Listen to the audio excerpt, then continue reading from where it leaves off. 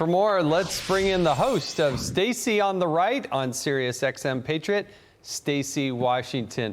Look, we always love it when Washington, D.C. displays its hypocrisy in full bloom. There's nothing better than that.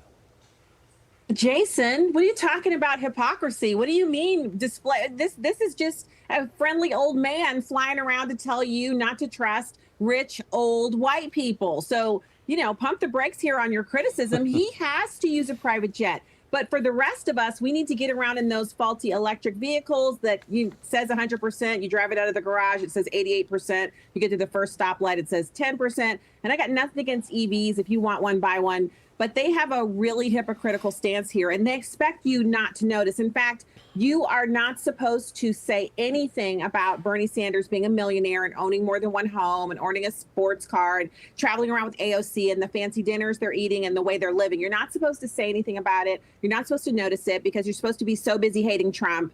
And I think, what is the latest thing that Trump has done that's wrong? Oh, yeah. Qatar is giving him his own private jet when he's already got Trump Force One. But don't notice that either. Just don't notice it, Jason.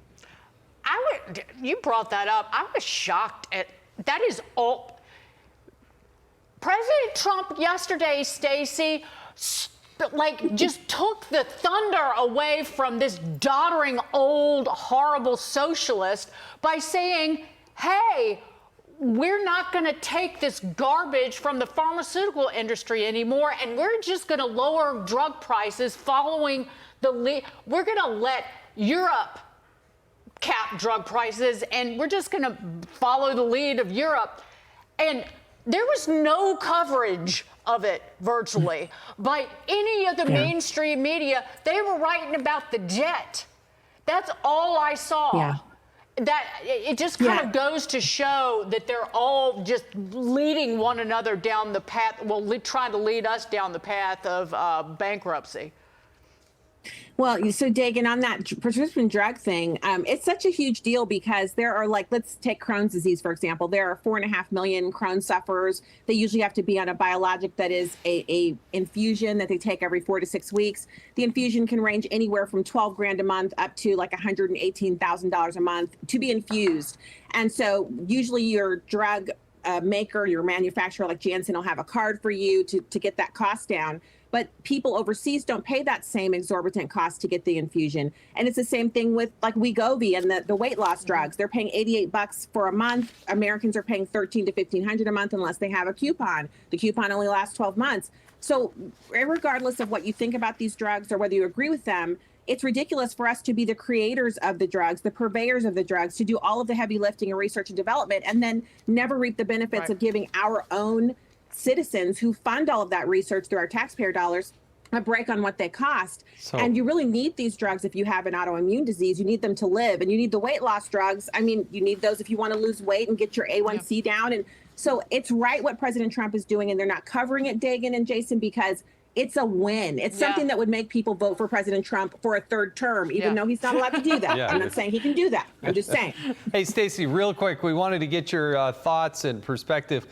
You know, the DNC, the Democratic National Committee, they're in a bit of an implosion, and they're trying to oust Vice Chair David Hogg and others. What's your take on what's going on there?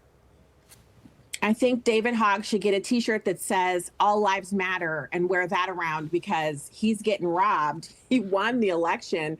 They're using some diversity quota to get rid of him because he wants to primary who he considers to be ineffective leadership. That's a misdirection on his part. I think Donna Brazile had a really good hit on a Sunday morning show where she said that's a distraction away from their real issue. He should be focused on getting them some cogent policy that could make them a viable party again, tacking to the middle, having TED Talks with members, elected officials, and potential candidates about how they need to mainstream a middle-of-the-road ideological viewpoint. But they're not going to do that. They're too sold out to being far leftist, progressive, communist, Marxist, socialist.